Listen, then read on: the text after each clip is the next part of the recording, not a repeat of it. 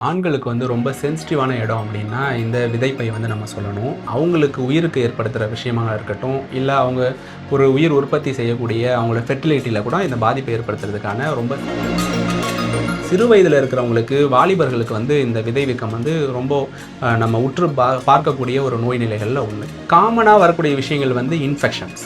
அந்த விதைப்பை இந்த டெஸ்டிஸ் சுத்தி வந்து மெலிசான லேயர்கள்லாம் இருக்கும். அந்த லேயர்கள்ல ஏதாவது அடிபட்டதா இருக்கலாம். இன்னும் இந்த வீக்கம் எந்த அளவுக்கு பெருசா அப்படி இருக்கும் அப்படின்னா, தேங்காய் சைஸ் அளவு கூட ஒரு சின்ன உறுப்பு அந்த அளவுக்கு வீக்கத்த கூட அந்த இடத்துல ஏற்படுத்தும். நம்ம ப்ராப்பரா இன்ஃபெக்ஷன்ஸ் நம்ம கிளியர் பண்ணல, அதுக்கான ட்ரீட்மெண்ட் சரியா எடுக்கல அப்படின்னா, அந்த இடத்துல நெறைய வந்து ஃப்ளூயிட் கலெக்ட் ஆகிட்டே இருக்கும். ஃப்ளூயிட் கலெக்ட் ஆக சைஸ் வந்து பெருசாகிட்டே இருக்கும். இப்போ மோர் தென் 60 இயர்ஸ் நீங்கள் யாராவது ஜென்ஸ் வந்து கிராஸ் பண்ணுறாங்க அப்படின்னா, எவ்ரி ஒன் இந்த புரோஸ்டகோல வீக்கம் அப்படின்னு சொல்லக்கூடிய இந்த ப்ராஸ்டேட் என்லார்ஜ் வந்து ஒரு காமனான ஒரு விஷயம். கிரானிக்காக இருக்கிற பேஷண்ட்ஸ் வந்து இந்த வயது இருக்கிறவங்களுக்கு வந்து இந்த PSA ப்ராஸ்டேட் ஸ்பெசிஃபிக் ஆன்டிஜன்கிற டெஸ்ட் வந்து ரொம்ப முக்கியமாக பார்க்க வேண்டியதாக இருக்குது.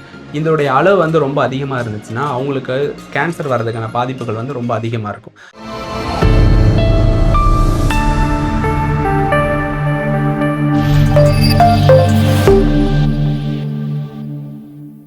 காஸ்மோ ஹெல்த் நேயர்களுக்கு வணக்கம். இன்றைய நிகழ்ச்சியில ஆரோக்கியம் குறித்த நம்முடைய சந்தேகங்களுக்கு விளக்கம் கொடுக்கறதுக்காக சித்தா மற்றும் வர்மக்கலை நிபுணர் டாக்டர் திருஞானம் அவர்கள் நம்ம கூட இணைந்திருக்காங்க. தொடர்ந்து நிறைய விஷயங்கள் பேசலாம். வணக்கம் சார். வணக்கம். எப்படி இருக்கீங்க? நல்லா இருக்கேன். நீங்க எப்படி இருக்கீங்க? நல்லா இருக்கேன் சார். சரி, இன்னைக்கு நிகழ்ச்சியில வந்து ஆண்கள் நிறைய பேர் நம்முடைய கமெண்ட் செக்ஷன்ல கேட்ட ஒரு கேள்வி, இந்த விரை வீக்கம் அப்படின்னு சொல்றாங்க. இதனால நிறைய பேர் கஷ்டப்படுறாங்க. ஸோ இதற்கு வந்து சித்த மருத்துவத்துல என்ன மாதிரியான தீர்வு இருக்கு, என்ன மாதிரியான விஷயங்களெல்லாம் நம்ம கவனிக்கணும் டாக்டர்?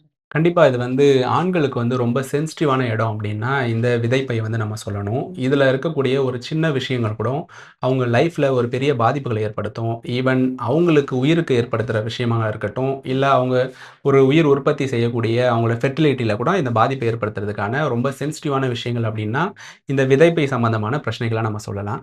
இந்த விதை வீக்கம் வந்து குறிப்பா சின்ன குழந்தைகள்ல இருந்து அடல்ட்ல வந்து ரொம்ப காமனாவே ப்ராப்ளத்த ஏற்படுத்துது. முதியவர்கள்ல வர்றது வந்து ரொம்ப காமன். அது வந்து பொதுவாவே அவங்களுக்கு ஏஜ் ரிலேட்டட்ல கொஞ்சம் வீக்கம் வர ஆரம்பிக்கும். அது வந்து நோ இஷ்யூஸ். அது வந்து கேன்சர்ஸ் குரோத் எதுவும் இல்ல அப்டின்னா, அது வந்து காமன். ஒண்ணும் ப்ராப்ளம் அது. ஆனா வந்து சிறு வயதில இருக்கிறவங்களுக்கு, வாலிபர்களுக்கு வந்து இந்த விதை வீக்கம் வந்து ரொம்ப நம்ம உற்று பார்க்கக்கூடிய ஒரு நோய் நிலைகள்ல ஒண்ணு. ஓகே, இது வரதுக்கான காரணம் என்ன டாக்டர்? காமனா வரக்கூடிய விஷயங்கள் வந்து இன்ஃபெக்ஷன்ஸ். அந்த விதைப்பை இந்த டெஸ்டிஸ் சுத்தி வந்து மெலிசான லேயர்கள்லாம் இருக்கும். அந்த லேயர்கள்ல ஏதாவது அடிபட்டதா இருக்கலாம். இல்ல வேற ஏதாவது இன்ஃபெக்ஷன். இப்போ யூரின் இன்ஃபெக்ஷன் வந்து அந்த விதைப்பையில பாதிப்பை ஏற்படுத்தி, கிருமி தொற்று இருந்துச்சு அப்படின்னா, அந்த இடத்துல ஒரு இன்ஃபெக்ஷன் ஏற்படுத்தி அந்த வீக்கத்தை ஏற்படுத்தும். ஸோ இதெல்லாம் வந்து நம்ம ஈஸியா அதுக்கான மருந்துகள் சாப்பிட்டாலோ, அதுக்கான ஆன்டிபயோட்டிக்ஸோ, அதுக்கான ட்ரீட்மெண்ட் எடுத்தாலோ ஈஸியா வந்து கியூர் ஆக ஆரம்பிச்சுரும். சம்டைம் வந்து அடிபடுறதுனால, ஸோ அது ரொம்ப சென்சிட்டிவான ஆர்கன் அது. அதில அடிபடும் பொழுது, இப்ப எப்படி நம்ம வந்து தோள்கள்ல, கைகள்ல வந்து அடிபட்டுச்சுன்னா ஒரு வீக்கம் வருமோ, அதே மாரி தான் அந்த இடத்துலயும் வீக்கம் வர ஆரம்பிக்கும். ஸோ மத்த இடத்துகள்லாம் வந்து அந்த பிளட் தேங்குன தண்ணீர் வந்து வெளிய வர்றதுக்கும், ஈஸியா வந்து கரைஞ்சு போறதுக்கான பாசிபிலிட்டீஸ் அதிகம். அந்த இடத்துல மட்டும் அதுக்கான பாசிபிலிட்டீஸ் ரொம்ப கம்மி. அதனால மோஸ்ட்லி ஏதாவது அடிபடுறது, இப்ப பைக்ல போகும்பொழுது நம்ம ஏதாவது ஹிட் ஆகும்பொழுது அந்த இடத்துல அடிபடுறது, கிரிக்கெட் விளையாடும்பொழுது பால் படுறது, விளையாடும் பொழுதுகள் தான் வந்து இதில குறிப்பா வந்து நெறைய பசங்கள் வந்து பாதிக்கப்படுறாங்க. Main infections. இது இல்லாம 2வது நம்ம முக்கியமான இது வந்து இன்ஜுரீஸ் தான். இதுல வந்து முக்கியமான காரணமா பார்க்கப்படுது. பொதுவா இந்த மாதிரி விரை வீக்கம் இருக்கு அப்படின்றவங்களுக்கு வந்து இதுல வலி இருக்குமா டாக்டர்? கண்டிப்பா வலி வந்து ரொம்ப சிவியரானது இருக்கும். இப்போ ஆண்களுக்கு தெரியும். அது மைல்டா நம்ம வந்து தெரியாம எங்கேயாவது நம்ம இடிச்சுக்கிட்டாலோ, ரொம்ப உயிர் போற அளவுக்கு கூட வலி ஏற்படுத்தும். ஸோ இதில வந்து ரொம்ப டிஸ்கம்ஃபர்ட் ஏற்படுத்திக்கிட்டே இருக்கும். ஒரு வலி வந்து கான்ஸ்டன்ட்டா இருந்துகிட்டே இருக்கும். ஒரு டே ஃபுல்லா ஒரு வலி இருக்கும். அவங்களால எந்த வேலையுமே கவனிக்க முடியாது. எந்த வேலையும் செய்ய முடியாத அளவுக்கு ரொம்ப சிவியர் வலிய ஏற்படுத்தும். ஸோ மைல்டு வீக்கத்திலே இது. இன்னும் இந்த வீக்கம் எந்த அளவுக்கு பெருசா அப்படி இருக்கும் அப்படின்னா, சித்த மருத்துவத்தில சொல்லியிருக்காங்கன்னா, எலுமிச்சம்பழம் சைஸ் ஒரு வெரைட்டி இருக்கும். அது இந்த நாரந்தம்பழம்னு சொல்லிட்டு இருக்கக்கூடிய சைஸ் இருக்கு. தேங்காய் சைஸ் அளவு கூட ஒரு சின்ன உறுப்பு ஒரு வீக்கத்தினால பாதிப்பு ஏற்பட்டுருச்சு அப்படின்னா, அந்த அளவுக்கு வீக்கத்த கூட அந்த இடத்துல ஏற்படுத்தும்.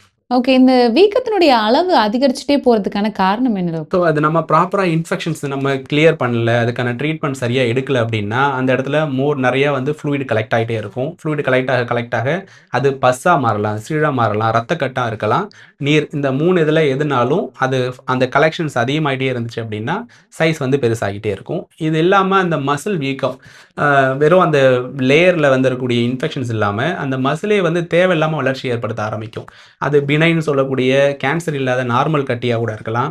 இல்ல கேன்சரா இருக்கக்கூடிய அந்த கேன்சர் கட்டியா கூட அந்த விதைப்பையில வர்றதுக்கான பாசிபிலிட்டீஸ் இருக்கு. அது என்ன இன்ஃபெக்ஷன், அதுக்கான என்ன காஸ், அத பொறுத்து அதோடைய சைஸ், அதோடைய சிம்ப்டம்ஸ் எல்லாமே டோட்டலா டிஃபரெண்ட் ஆகும். வீக்கம் அதிகரிக்க அதிகரிக்க வலியும் ஆமா, அதிகரிக்கும். கண்டிப்பா. வலி ரொம்ப அதிகமா இருக்கும். அவங்களால நடக்கிறதுக்கே ரொம்ப சிரமப்படுவாங்க. அவங்க ஒரு இடத்துல அப்படியே படுத்தே இருப்பாங்க. ஸோ அது அசைவுகள் குடுத்தாலே வலி அதிகமா இருக்கும். ஸோ அப்போ அசைவுகள் இல்லாம நம்ம படுத்திருக்கலாம் அப்படிங்கிற ஸ்டேஜ் வந்து இந்த பேஷண்ட்ஸ் வந்து வர ஆரம்பிச்சுருவாங்க. ஸோ இந்த விரை வீக்கத்துக்கான மருத்துவம் அப்படின்னா, என்ன மாரியான சித்த மருந்துகள் எல்லாம் இதுக்கு இருக்கு டாக்டர்? ஸோ நான் சொல்ற மாரி என்ன காசுன்னு தெரிஞ்சா தான் அதுக்கான ட்ரீட்மெண்ட் கரெக்ட்டா போக முடியும். இப்ப நான் ஃபர்ஸ்ட்டு சொன்ன மாரியான இன்ஃபெக்ஷன்ஸ், இப்ப வந்து ஏற்கனவே எனக்கு வந்து வேற ஒரு இன்ஃபெக்ஷன் மூலியமா இந்த விதைப்பையில வந்து இன்ஃபெக்ஷன் ஆயிடுச்சு அப்படின்னா, நான் சித்த மருத்துவரா இருந்தாலும் ஒரு ப்ராப்பரா ஒரு இன்ஃபெக்ஷன் நம்ம ஐடென்டிஃபை பண்ணிட்டா, கண்டிப்பா ஒரு அலோபதி மருத்துவர்ட்ட தான் நாங்க வந்து அனுப்புறோம் நாங்க. ஸோ இன்ஃபெக்ஷன் அது பியூரி நம்ம வந்து டயக்னோஸ் பண்ணிட்டா அப்படின்னாலே, அதுக்கான ஆன்டிபயோட்டிக்ஸ் எடுத்தா இமிடியேட்டா வந்து அது ரெக்கவரி ஆயிடுது. ஸோ அதனால இந்த பீரியட்ல ஒரு அலோபதி டாக்டருடைய நீடு வந்து இந்த இடத்துல தேவைப்படுது. ஸோ இன்ஃபெக்ஷன் இல்லாம வேற இன்ஜூரியோ, அக்யூட்டா இல்லாம இது இன்ஜூரிக்கான ஃபர்ஸ்ட் எய்ட்ஸ் எல்லாம் பண்ணியாச்சு. அதுக்கான சேஃப்டி மெஷர்மென்ட், மெடிகேஷன்லாம் எடுத்தாச்சு. அதுக்கப்புறமும் எனக்கு வந்து சைஸ் குறையல, பெயின் இருந்துகிட்டு இருக்கு அப்படின்னா, அந்த நேரத்தில சித்த மருத்துவருடைய ரோல் அங்க கரெக்ட்டா இருக்கும் அப்படிங்கிறது என்னுடைய பார்வை.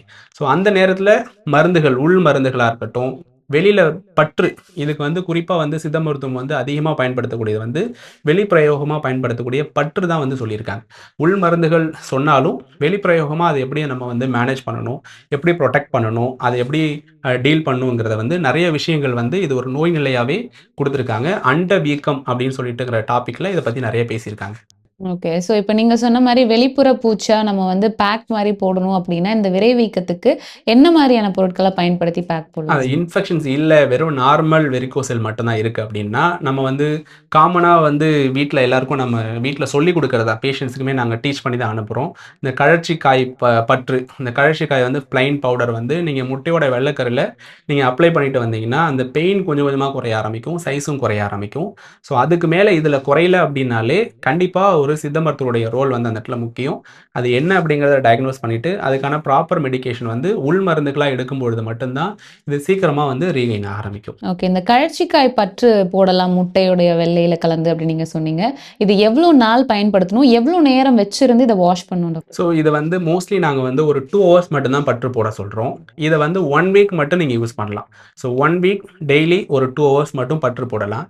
இந்த 1 வீக் பீரியட்லயே உங்களுக்கு பெயின் நல்லா குறைய ஆரம்பிச்சிடுச்சு, வீக்கம் சைஸ் வந்து குறைய ஆரம்பிக்குது அப்படின்னா, இது காமன் சாதாரண இருக்கக்கூடிய வெரிகோசல். இந்த வீக்கம் வந்து சாதாரணமா அதிலேயே உங்களுக்கு குறைய ஆரம்பிச்சுரும். நான் 1 வாரத்துக்கு மேலேயும் இந்த கைமுறை வைத்தியம் வந்து நான் பண்ணுனேன், எனக்கு வந்து இம்ப்ரூவ்மெண்ட் இல்ல, சைஸ் வந்து இன்னும் இருக்க இருக்க அதிகமாகுது, பெயின் அதிகமாகுது அப்படின்னா, கண்டிப்பா நீங்க மருத்துவருடைய ஆலோசனையின் பேர்ல மருந்துகள், உள் மருந்துகள் அதுக்கு என்ன எடுக்கணுமோ அத எடுத்தா தான் அந்த வீக்கம் வந்து குறைய ஆரம்பிக்கும். ஓகே. இந்த விரை வீக்கம் பிரச்சனை இப்போ ஒருத்தவங்களுக்கு இருக்கு அப்படின்னா, உணவு முறைகள்ல நம்ம எதெல்லாம் கவனிக்கணும் டாக்டர்? ஸோ இதில வந்து நம்ம நல்ல நியூட்ரியன்ட்டான ஃபுட் தான் சாப்பிட சொல்றோம். ஸோ ஆண்மை பெருக்கு சம்மந்தி உள்ள விதை உள்ள பருப்பு, நம்ம வந்து பருப்புகள், நம்ம பாதாம், நட்ஸு இதெல்லாம் எடுக்க சொல்றோம். அந்த ஸ்ட்ரென்த்தனுக்காக, அந்த பிளட் ஃப்ளோ அந்த இடத்துல அதிகமாகறதுக்காக. இந்த எண் அ ட்ரீட்மெண்ட் மெத்தட் என்னன்னா, எங்கெல்லாம் வந்து ஒரு ப்ராப்ளம் இருக்கோ, அந்த இடத்துக்கு நியூட்ரியன்ட்டான பிளட் போக ஆரம்பிச்சுச்சுனாலே, ஹீலிங் நேச்சர் நம்ம பாடிக்கு உண்டு. ஸோ அந்த இடத்துக்கு பிளட் ஃப்ளோ வந்து இன்க்ரீஸ் பண்றது தான் ஒரு பேசிக் ட்ரீட்மெண்ட் பிளானா இருக்கும்.